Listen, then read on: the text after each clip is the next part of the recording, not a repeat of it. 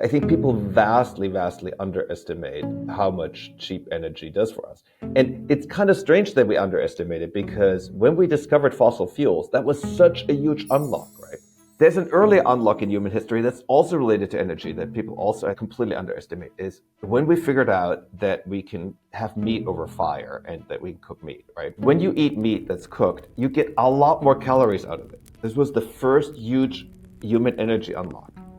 Like a rare piece of meat or a raw piece of meat, your body needs to spend energy digesting. And so you only get the net calorie gain.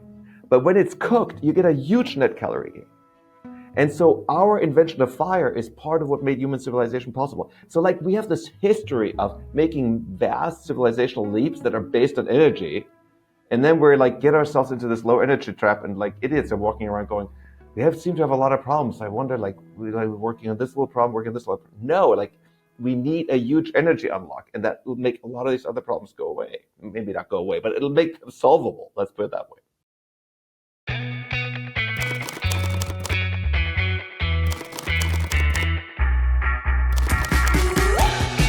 Hello, and welcome to our first ever episode of Age of Miracles. I'm Packy McCormick, a venture investor and writer of the Not Boring newsletter, where each week I dive deep on the companies and technologies driving humanity forward. Not Boring's mission is to make the world more optimistic. And I believe that a big part of that is making new technologies and the companies behind them more understandable. I love writing essays on complex topics. I've done it practically every week for nearly 4 years. Some topics, though, are too complex and nuanced for me to capture in a single newsletter. They require insights from experts, investors, and founders who spend every day focused on how to build new products and maximize their impact. That's what Age of Miracles is all about. Each season, we'll explore an industry that's going to play an important role in creating an abundant future for humanity. The title, Age of Miracles, is a little tongue-in-cheek. We can live in an age of miracles, but it's going to take an enormous amount of work. For our first season, we're starting at the root of progress and prosperity, energy. And we're going to be focusing on nuclear fission and fusion energy. That clip you just heard was from Albert Wenger, a legendary investor at Union Square Ventures and the author of The World After Capital. Albert articulates something I've noticed more and more over the past couple of years, a realization that to unlock the next stage of human progress, we're going to need a lot more energy. It's easy to underestimate the role of energy in our lives today, especially if you, like me, live in a country in which energy flows freely. For decades, when regular people like you and me talked about energy, it's been to complain about higher prices at the pump or to demand that we use less of it in order to stop climate change. The war in Ukraine has begun to change the narrative. And as the narrative has changed, the public's attitude towards energy has begun to change with it. Yes, we need to emit less carbon into the atmosphere.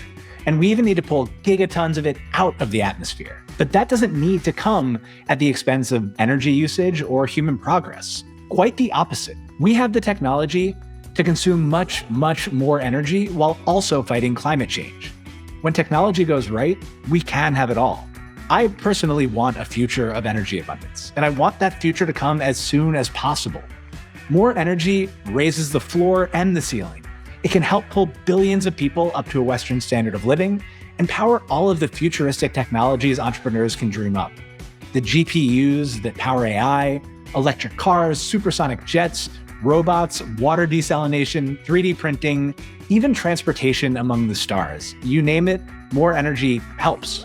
We're going to bust some nuclear-specific myths today, but the first myth that we need to bust is that humans need to consume less energy. That belief, which has held sway over the past 50 years, has caused countless deaths and untold human suffering. It's held humanity back from reaching our potential. It should make you angry. More energy means more human flourishing. Nothing else translates quite so directly. So how do we make more energy without fucking the planet? Renewables like solar and wind paired with batteries are a big part of that solution. The growth and cost declines in solar and batteries in particular are a modern miracle. If they continue on their current trajectory, their supporters believe that they can totally replace the need for fossil fuels by 2050. That's very aggressive, but I love the optimism. But if we want to access 10 times more energy, 100 times more energy, I think we're going to need to produce a lot of it by splitting atoms apart and fusing them together. we're going to need to go nuclear. That's what we're going to dive into in this season of Age of Miracles. We're going to go very deep on both the incredible opportunities and dizzying challenges to harnessing atoms for energy. We're going to talk to world-class experts in science, policy, investing. We're going to talk to founders and the government, and you'll hear from them each episode. But Packy, you might be saying, you're not a nuclear expert. And while I did start my career interning on an energy trading desk, you'd be right. So each season, I'm going to be joined by a co-host who actually knows what they're talking about. And I've got an incredible co-host this season, Julia DeWahl. Julia wrote an essay, Nuclear Energy, Past, Present, and Future, that was my go-to guide as I began to explore nuclear energy over the past year. And she has experience building really hard things. She was an early employee at Opendoor, ran business operations for Starlink at SpaceX, and has joined the founding team of the microreactor company Antares. Welcome, Julia. Thanks, Packy. I'm super excited to be doing this with you. There is so much to learn about and unpack with nuclear energy. This is going to be a blast. I can't wait for our listeners to hear from all the experts that we have coming on the show, the entrepreneurs, the investors. We've talked to a whole bunch of people and packaged it right up for the season. Me too. I mean, I'm always happiest when I'm the dumbest person in a conversation. And I think we've achieved that in every single episode and every single interview. So I'm pumped for that. Before we dig into this episode in particular, we'll go into how we each got into nuclear, do a little myth busting and common objections. We wanted to give you a little preview of what to expect from this season of Age of Miracles. And now it costs about $10 billion for a gigawatt power plant. It's just insane. Elon Musk has something called the idiot factor with nuclear construction. Like it's as bad as like 99 to 1 in a lot of cases. By the way, with the Vogtle plant, when they poured it just a little bit wrong, 1/8 of an inch off, and a regulator came up and put a little flag on that, they made them tear up $1 billion of concrete. Do we have enough resources? Do we have the technology? Do we have the desire? Do we have the need for nuclear? Absolutely. We tick all those boxes in the US and we can get it done if we really want to. We are in a very special moment right now that won't last forever. We cannot wait. And so I hope that folks don't let the moment pass. There are two big themes in our first season about nuclear energy. One, what really went wrong with nuclear fission and what can be done to unstick the stagnation?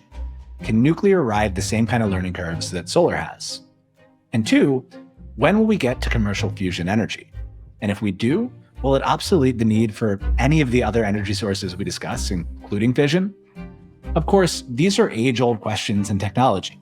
Will the new technology disrupt the old? How do we get from innovation to impact at scale?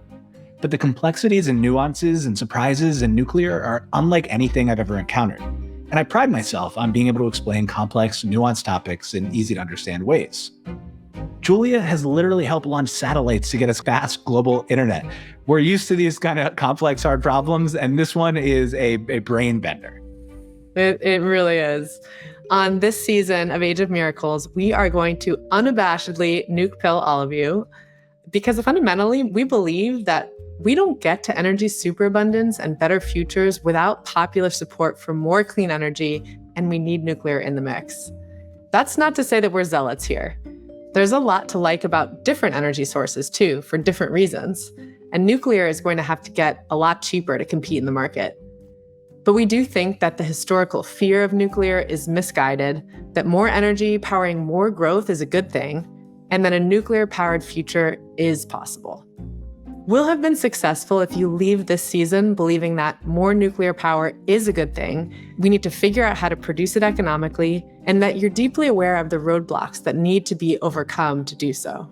As technologists and builders ourselves, we know that an idea or a vision or a scientific discovery is worth next to nothing without all the hard work on the ground by the founders, the scientists, the engineers, the investors, the activists, even the regulators and the people from government.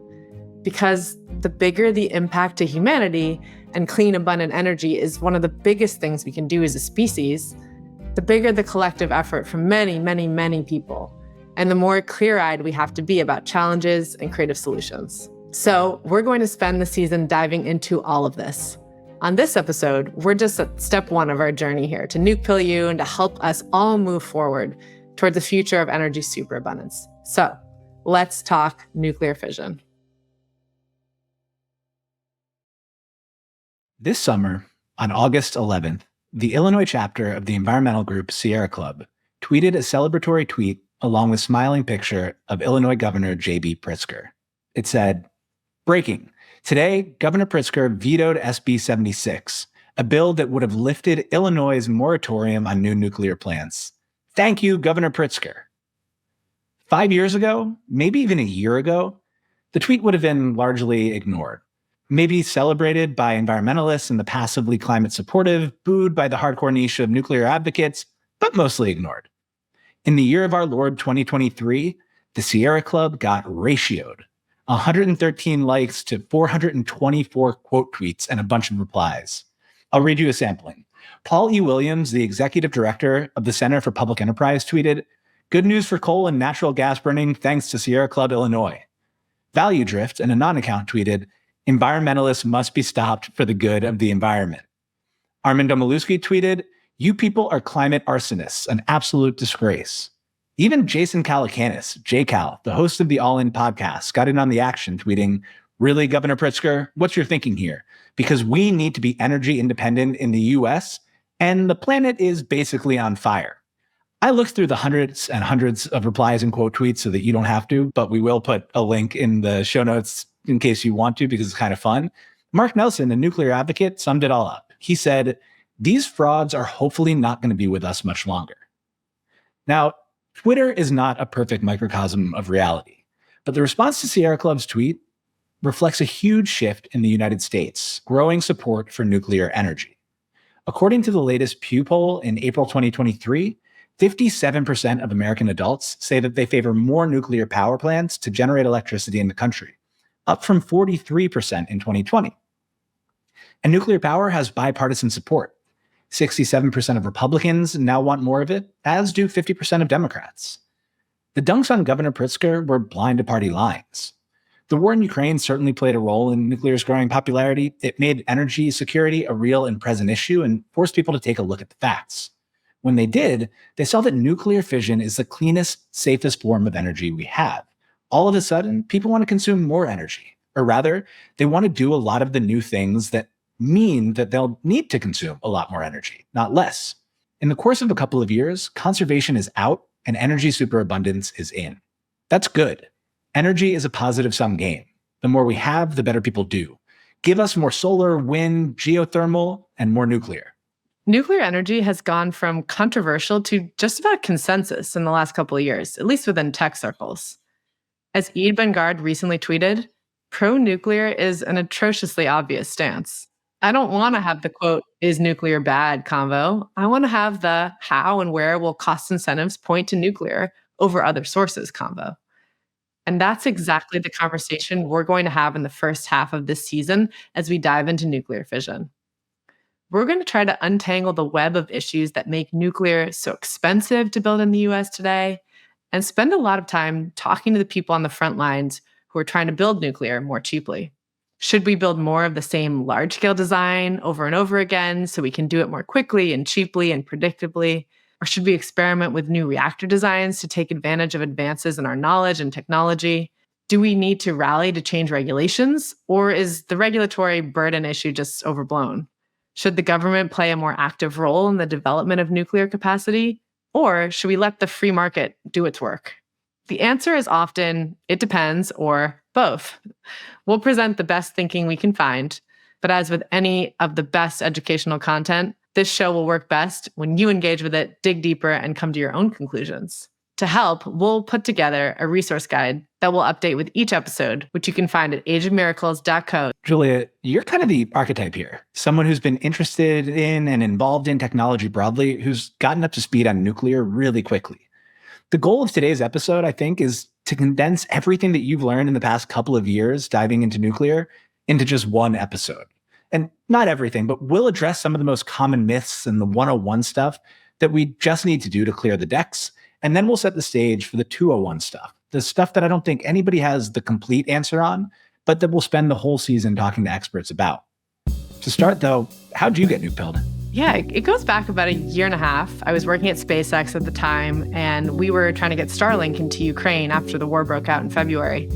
And it really just got me thinking about energy in that region. the fact that Russia provides so much natural gas to so much of Europe, and just what was going to unfold there and how it probably wasn't going to look all that pretty. Simultaneously, I just happened to be reading Michael Schellenberger's book, Apocalypse Never. That's where he's basically debunking the whole doomer climate movement, the fact that we actually do have all these great tools that we can use to fight climate change, nuclear energy being one of them. And we just need to go out there and figure out how to do those things. So it just got me thinking a lot more about nuclear energy as a power source. And I realized I basically knew nothing about it. And no one was talking about it either. So I had no idea, for example, that nuclear energy accounts for almost 20% of the electric grid. I thought at the time it was maybe 2%. I had no idea either, because I mean, like, one of the narratives about nuclear is that we just like don't build it anymore. So I'd almost kind of assume that we don't even use it anymore before I started digging in. So when I saw that 20% number, that shocked me. And since then, I've actually gone out and polled friends, and just about everyone thinks it's less than 5% too. So it's clearly just this underappreciated, under-celebrated source of energy. It's actually almost 50% of our carbon neutral, carbon-free energy as well. It just got me thinking, we have this great technology, we're under-leveraging it. The narrative needs to change here. We need to celebrate this great technology that we have that's clean. And if we're serious about decarbonizing, and if we're serious about energy security and diversity of energy sources, we need to figure out how to do more with nuclear. Thanks for listening so far. Hang on, we'll be right back after a quick word from our sponsors. Age of Miracles is sponsored by my longtime partners and friends at SecureFrame, the only compliance automation platform with AI capabilities that helps customers speed up cloud remediation and security questionnaires. One of the things I love about SecureFrame is that it takes this annoying thing that every company has to do in order to unlock revenue from other companies and makes it easy and simple. SecureFrame empowers businesses to build trust with customers by simplifying information security and compliance through AI and automation, not wasteful human hours. By automating manual tasks related to security, risk, and compliance, SecureFrame allows companies to focus on growing their business, the thing that they're there to do. That's why thousands of fast-growing businesses, including Angelus, Ramp, Remote, and Coda, trust SecureFrame to expedite their compliance journey for security and privacy standards such as SOC 2, ISO 27001, PCI DSS, HIPAA, GDPR, and more. Trust me, if there's an acronym that your company dreads, I bet SecureFrame can help. And I recommend it to all of my portfolio companies. So if you're listening and you don't want to deal with all of those forms and you want to let SecureFrame handle it for you, sign up for a free demo at secureframe.com and mention Age of Miracles during your demo to get 20% off your first year of SecureFrame. Yeah, it's fascinating. I mean, as we mentioned, I think Ukraine probably was a wake-up call for a lot of people, me included. When electricity prices in Germany were spiking, I remember seeing those charts that were all over Twitter of just like electricity prices looking like Dogecoin, and they're shutting down nuclear and turning on more coal. Alarm bells started ringing. When I did that energy trading internship, I worked for a group of ex-Enron power traders. They were assholes, but as a trading intern, you couldn't really do much. You weren't allowed to actually trade. So one of the things I did was check the weather in key areas each day and run models on how long we expected different markets to have to move from cheaper baseload power to more expensive peaker power. Electricity prices spike when you move to the peakers, which are typically natural gas turbines, to meet periods of high demand. So if you had a good sense of when that was going to happen, you could trade it. All that came flooding back, and it made me realize how insane it was that Germany was intentionally shutting down cheap, clean, baseload power. So I started reading a lot more about nuclear and realizing that I hadn't thought nearly enough about energy more broadly and nuclear more specifically. And as I started digging in, I realized there are 3 myths about nuclear that I'd kind of just accepted before researching them. So I thought it would be useful to address those up front. To be clear, nuclear is a crazy complex topic, but the common objections are not real reasons that nuclear should be avoided. You shouldn't be scared of it. We want to get those out of the way now so we can go deep on the real challenges that we think will really matter. So I'll bring up a common objection to nuclear and you tell me what people get wrong. Sound good? Let's do it. All right. Myth number 1. Nuclear is unsafe. And as a result, a lot of people have died from nuclear disasters. This is a popular one, and let's just go through the 3 nuclear disasters people think of. First is 3 Mile Island. That's 1979 in Pennsylvania. There was a core meltdown there, and the amount of radiation that leaked out of the plant was tiny, about the amount of a chest x-ray that you'd get at the doctor. Negligible, but the government there and the facilities overreacted and they actually evacuated the area. And this media and government overreaction caused just a complete misunderstanding of what was actually going on, how dangerous the situation actually was. It was almost a miseducation of the public on like what actually happened and what the risks actually were. And there was this hangover related to this in 1979 that people still reference to this day. And it didn't help that 12 days before, Jane Fonda's movie, The China Syndrome, which was about a nuclear plant melting down, had just come out and, terrified the people on the topic right beforehand. The second incident is Fukushima in 2011. And this one's completely overblown. It's debated whether 0 or 1 people actually died from any sort of radiation at Fukushima. The bigger thing that I think people miss here is the fact that 15,000 people died from the tsunami there. That is a ton of people. There was so much damage because of the huge tsunami that hit. The actual radiation piece of it is tiny relative to the rest of the tsunami. Yeah, when I think of Fukushima, I had always bucketed those 15,000 people who died as having died from radiation or from some sort of explosion at the plant. How did they actually die? I mean, it's really related to all of the flooding that happened from the actual tsunami hitting shore, right? And this happened all along the coast, right? The power plant is obviously just a tiny area of that. But what happened at the plant is the generators, which were the backup power support for the system, went down. So there was a core meltdown. The cooling systems couldn't stay online, and radiation leaked from some of these reactors. But there was a containment dome. You had first responders ready to react to the situation, suited up, equipped to handle it. And again, this is one of these things where the media and the kind of reputation of what happened here is far, far, far larger and worse than what actually happened. And it was able to be contained and taken care of. Then there's Chernobyl. And I actually would call this one a true disaster. Dozens and dozens of people died there. But I think what's misunderstood here is that the scenario in Chernobyl is so unlikely to occur in the US. You had this shoddy Soviet technology, out of date. You didn't have any of the basics of safety there. There was no containment dome, which is basically safety 101. And you had a group of people who were operating the plant that decided to run a safety-related experiment that they shouldn't have been, unauthorized.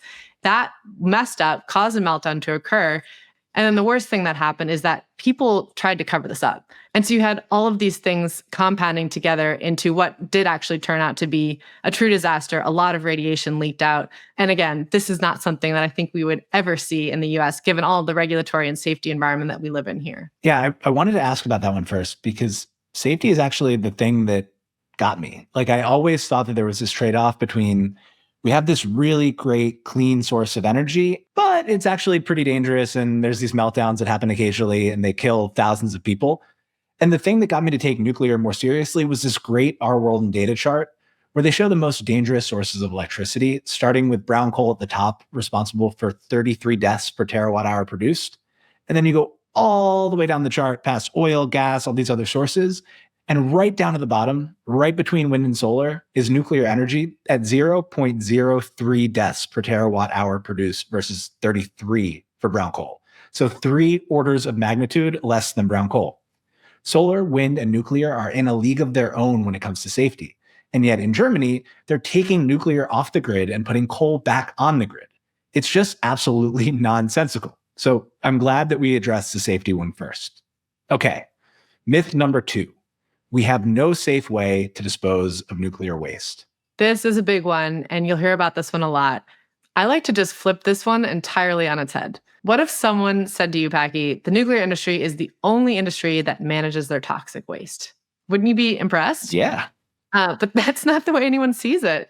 Unfortunately, there are all these other industries that do pollute toxic waste. There are no stringent regulations the way there are in the nuclear industry.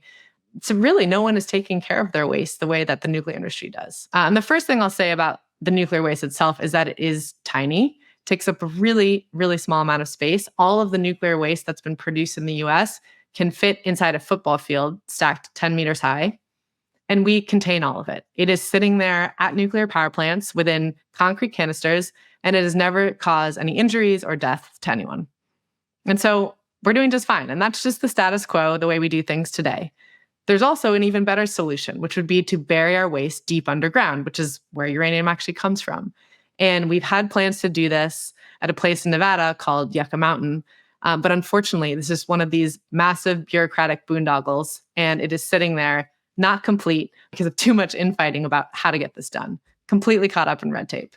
We know that in other places, Finland, for example, has just finished building one of these geologic deposits, and it's a great alternative. Keep your waste underground, and it's kind of going back to where it even came from. And then the last thing I'll say about nuclear waste is that people talk about, oh, it's going to exist, being dangerous for millennia. And it's true that the alpha radiation that will be around for millennia, but that's not harmful to people. The gamma radiation is what people are worried about in nuclear spent fuel. And that's actually only going to be around for about 500, 600 years.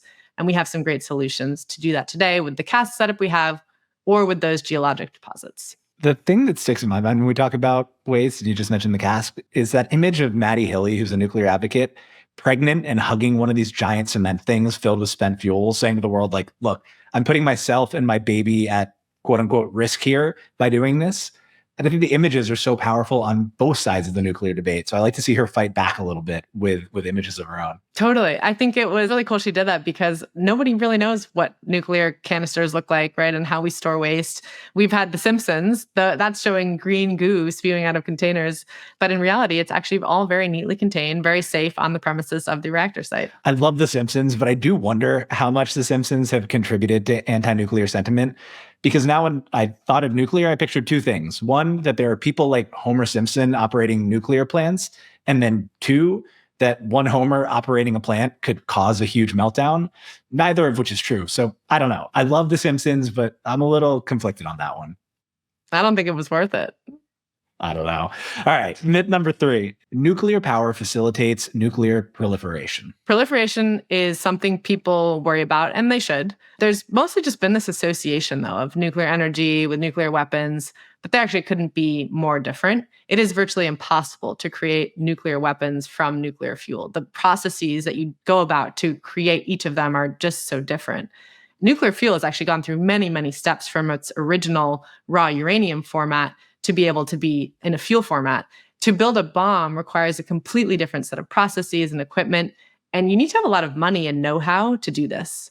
And then step 2 is the fact that as a nation and then internationally, we have set up multiple organizations, the IAEA, for example, that keep their eyes on everything related to uranium mining, enrichment, all the processes that you would go about to even get close to creating nuclear weapons. We've done that. That's international peacekeeping on this front. It's just one of those overblown topics, certainly something to take seriously, but I think we've shown that this topic is solved and we know how to handle it and we can handle it.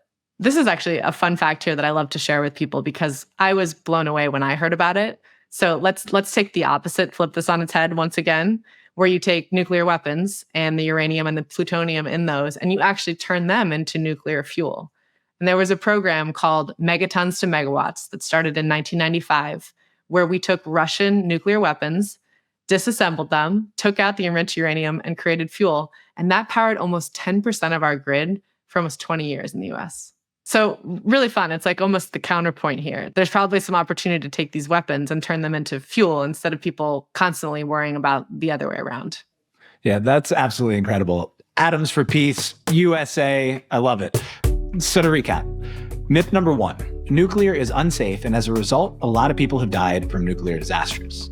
That one's false. Either 0 or 1 people died from radiation at 3 Mile Island and Fukushima combined. And while Chernobyl was a real disaster, it was the result of bad Soviet technology and procedures that we would never use today. Myth number 2, we have no safe way to dispose of nuclear waste. This one also busted. The amount of nuclear waste is tiny. We know how to handle it. You can hug the concrete around nuclear waste and be totally fine.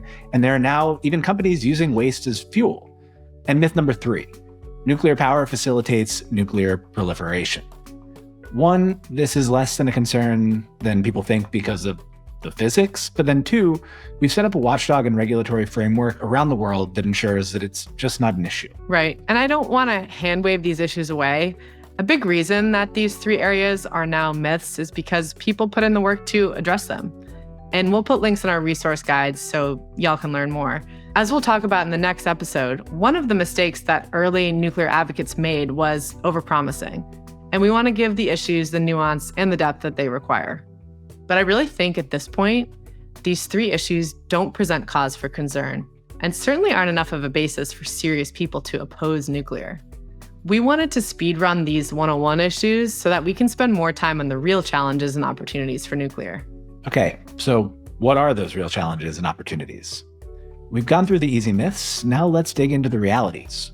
We'll talk about the potential of fusion in a few minutes, but let's go a little deeper on the biggest issues for the miracle technology we have at hand today, fission. This is a wildly complex topic, which is why we're devoting 4 episodes to fission alone. But based on our discussions with experts across the spectrum, there are 3 main themes to the challenges with building more nuclear fission. First, and probably thorniest, is the cost and economics of nuclear plants. Nuclear is undeniably more expensive to build initially than any other energy source today. Can we bring those costs down? Where are those costs coming from? Are there efficiencies to be found in building a bunch of large reactors? And what about new solutions like small modular reactors? We talked to a lot of people trying to bring costs down, and a few things came up consistently that we'll dig into. 1, large reactors, the gigawatt reactors that can power about 1 million homes each, need to be built more consistently, but there are all sorts of challenges that utilities, who are the buyers, face when deciding whether or not to build out a nuclear plant, from construction complexity to financing costs that make it, frankly, an unappealing prospect. Nuclear has been called a utility killer. 2, what needs to happen on the financing side for new nuclear to be built? For large reactors, should the government insure against cost overruns or provide more incentives for nuclear buildouts that recognize its role as reliable baseload power? Should utilities team up and share the costs, risks, and upside? For startups, is venture the best source of capital for such capital-intensive projects? And then number 3, small modular reactors, or SMRs, and advanced reactors show a ton of potential, but they face regulatory challenges like the fact that the Nuclear Regulatory Commission is more comfortable with designs that it's already approved, and uncertainty. For example, should SMRs have the same requirements around security, including armed personnel on site, as large ones? Can smaller reactors make a dent in our very large energy needs and time? And can advanced reactors get the necessary supply chains up and running? These are some of the questions around economics, and we'll dig into more. One big topic that we'll dig into is, should we build more of the same large reactor design over and over again until we can do it quickly, cheaply, and predictably? Or should we experiment with new reactor designs that take advantage of advances in our knowledge and technology? The second big challenge is on regulation more broadly. We thought this would be the overwhelming concern, but actually it's only one piece of the puzzle. These are the questions we'll tackle with our guests across both government and the private markets. Do we need to rally to change regulations, or is the regulatory burden overblown? Should the government play a more active role in the development of nuclear capacity, or should we let free market capitalism work its magic? And third, is it up to entrepreneurs to push hard and prove what nuclear can do in order to gin up the support needed to change regulation? Or should we have Congress and other people saying, this regulation is not working for us today? And finally, the last big challenge we wrestled with in the first half of the season is that issue of popular support. Is it necessary? What would be the knock-on effects of increased popular support for more nuclear? We have it now a little bit. It's kind of diffuse. We talked about it earlier. The numbers are good, but there's not this burning passion and people actually getting up off the couch and going to fight for more nuclear that it might take to build more nuclear. We go back and forth throughout the season on whether or not that popular support is necessary. In the next episode, we trace the history of nuclear in the 20th century, and popular support, or lack thereof, plays a critical role. But where does that leave us today? It's funny. I love this topic. I know it's an area that people disagree on, right? If you look back, popular support, or I should say lack of support, is one of the driving reasons for nuclear to stagnate. But now that we see popular support surging again, will that have the impact we want it to have? Will that actually mean that a utility is going to go sign up for building a nuclear power plant? I find that a little hard to believe. But that said, there could be other areas that we'll get into in further episodes about where popular support might actually be a bit of the tailwind that's needed to get some of these nuclear projects over the line. Yeah, I mean, I think it's probably hard to untangle the impact that Tesla had on the EV market and on powering things with electricity. And so that popular support alone doesn't do anything, but then that translates into subsidies and like all these things that kind of snowball and move in favor of a new technology that nuclear just hasn't had. It has these regulations that, overblown or not, are kind of working against at least building it fast. And I think there were, some subsidies and incentives for nuclear kind of in the IRA. And so the government's kind of coming around there, but not nearly enough to kind of get developers and utilities over the edge to actually build more nuclear. So one of the questions that I'm excited to dig into is just like, how much popular support do you need, and like, where do you apply it? Is it better as this diffuse thing that we all tweet about and like kind of want to see happen in the world? Or do we need to like form groups and form PACs or whatever we need to do and like direct that support at a few key areas? And hopefully this podcast helps at least build nuclear support and understand maybe where those pressure points could be. Right. And I think alongside the explicit support for nuclear fission, it's clear that also there just needs to be a change in the conversation about energy more broadly, right? We need to go from energy conservation and degrowth to a mindset of energy abundance, and that the more energy we have, the better for the prosperity of humanity. And that's ultimately what we all want. We haven't come across anyone who supports this sort of abundant growth and opposes nuclear, although we will talk to some people who think that solar in particular will play a much bigger role than people expect. There's not going to be one easy answer. I think one of the questions that I want to ask everybody that we talk to is, what do you think the mix of energy sources will be in the United States by the year 2050? And really get a sense for how people think about it. I don't think it's all nuclear. I don't think it's all solar.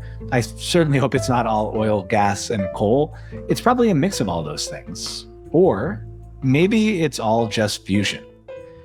Neither of us, and maybe nobody, is an expert in how to deploy commercial fusion because it doesn't exist yet. But I think it's going to be a really fun one for us to dive into because people seem to be really, really excited about fusion energy. I know I'm excited about it. It's almost like this utopian thing now because it hasn't actually met the reality of all the stuff that we've been talking about, the challenge around economics and regulation and all that. Julia, as someone who's been interested in and passionate about pulling energy from atoms, what's your view on fusion energy? I'm super excited that we're going to take on fusion alongside fission in this season because they're just at such different places in their history, in their arc. We're looking at an industry with fusion that's in its very early innings. It's R&D right now. It's looking at what approaches are even viable, could even work. What's the best way to eventually get something that's commercially viable? It's a really exciting stage. It couldn't be more juxtaposed from fission in a lot of ways because fission, it's matured from a technology perspective, but it got bogged down in all these other sorts of issues, right? From cultural, economic, regulatory. And so it's just a different set of issues in terms of what's going to allow each of these technologies to be commercially viable, if not flourishing going forward. So I think it's going to be really interesting. It's a really interesting contrast here in terms of two different industries that are basically two sides of the same coin, right? One is splitting atoms, one is merging atoms together to create energy. So I think this is going to be really exciting. Yeah, I mean, they're both super clean. They're both super safe. But to your point, they were born kind of at the same time. And then the histories look very different from there because we pretty quickly started commercializing fission in the country. And for the past 70, 80 years, we've been trying to figure out how to make a fusion reaction without using nuclear fission or a bomb to kind of start the fusion reaction in a way that produces more energy than you have to put in. The National Ignition Facility at the Lawrence Livermore Lab last year generated a ton of excitement by shooting lasers to spark a fusion reaction that achieved Q greater than 1, which means that we got more energy out of the fusion reaction than we put in. It was like a battery's worth of energy, but it was a historic moment that is still really a long way from commercializing. So I'm excited to dig in with the people who are taking all sorts of different approaches. I think there's as many different approaches to creating commercial fusion as there are startups in the space, somewhere in the 30, 40 startup range. Yeah, I think that's right. I mean, you wrote a great piece about the marathon going on here, right? In the fusion industry. Can you give us just a little overview of what you learned when writing that piece and kind of what's the state of the union right now with fusion? All right. So with the caveat on the whole season, but this in particular, I am not an expert, and that's why we're talking to the experts, but fusion is in this really exciting spot.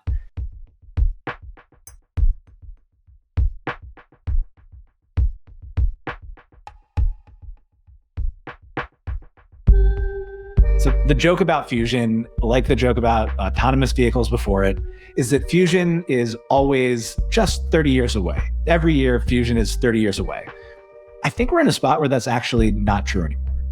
The thing that kind of sparked me to write the piece was that Helion Energy, a fusion company backed by Sam Altman, the OpenAI guy, announced that they'd signed an agreement with Microsoft to, by 2028, provide Microsoft with fusion power to run some of its servers, which is wild because most of the best estimates are like, if you're super optimistic, the early 2030s, maybe we'll have commercial fusion. They went out and said 2028. I have no idea if Helion's going to be able to deliver. I think there's definitely some Silicon Valley chutzpah on that and saying we're going to do this thing by this totally improbable time in the hopes that we can actually go out and do this thing. It's a little Elon-y. But as I looked more into it, I think we're in this really, really interesting spot in the history of fusion. So the idea for fusion power started right around the same time as nuclear fission, right? Like they were both born out of the Manhattan Project at Los Alamos. This Hungarian physicist, Edward Teller, took the atomic bomb and said, cool, what if we use the impact of a fission explosion and use that to ignite a fusion explosion and develop a hydrogen bomb? And it worked. Luckily, we've only done it as a test bomb, the Ivy Mike test bomb, and it blew a crater into the middle of the island in the Bikini Atoll where they tested it. So we're going to dive into the history of fusion energy later in the season, episode 7. What's interesting for now is that it does kind of mirror the history of fission. It started at the same place. And then early on, just like in fission, there's all sorts of experiments on different designs and reactor types. In fusion, there were concepts called stellarators and Z-pinch and magnetic mirrors. And you can look at them like they're all these twisty, complicated, wonderful, like brain children of these beautiful physicist minds. Then actually, of all people, the USSR came up with this design called the tokamak. And the tokamak essentially just looks like this big donut. So compared to all these other twisty, crazy designs, it's this relatively simple thing. They're able to use it to achieve higher temperatures, greater pressure, two of the biggest inputs into kicking off a fusion reaction. And because it's a simpler design, easier to scale. So after all this experimentation, the world really kind of converged for a while on the tokamak design. This international race actually became this cooperative thing. Now there's this project called ITER, or the International Thermonuclear Experimental Reactor, that all sorts of countries that are competing with each other. We have India, China, US, Russia. I think there's 30 something countries all involved, kind of putting their best people towards this huge reactor in the middle of France that hopefully by 2035, 2040, the date keeps getting pushed back because imagine building something with this many countries as part of a committee at some point might produce a reaction. But recently, in the past couple of years, maybe because of SpaceX's example, maybe because of advances in software and material science and the quality of magnets, maybe just because there was more funding available during the ZERP era and through this bullish decade that we had in the 2010s, there's been this explosion of startups that are kind of reanimating all these designs that were really cool and the physics worked on paper, but we didn't have the software or the materials or whatever to actually make them work in practice. A bunch of people are trying those now. Fusion energy startups taking all sorts of different approaches. And that's kind of where we are now. I don't know if Helion's going to succeed. Commonwealth Fusion Systems is another one of the leaders. I hope we get a chance to talk to somebody from the team over there because what they're doing is fascinating. But my kind of dumb, optimistic take is that one of these companies that are saying that they're going to get something done in 2030, are actually going to start producing commercial fusion in the early 2030s. Got it. So you mentioned tokamaks. What are the other approaches out there that we're seeing in this fusion race here? Or how are things going for these different approaches? Yeah, so there are a bunch of different approaches that people are taking now. And we're going to have to talk to the scientists and the founders, really get to the nuts and bolts of what's going on. But broadly, there are two categories: inertial confinement and magnetic confinement. The National Ignition Facility used inertial confinement. That's essentially just having a high-powered laser shooting a ton of energy at a fuel pellet to spark the fusion reaction. Then there's magnetic confinement, which is the approach that ITER and companies like Commonwealth Fusion Systems are taking. In this approach, magnetic fields are used to contain the hot plasma and keep it stable for long enough for fusion to occur.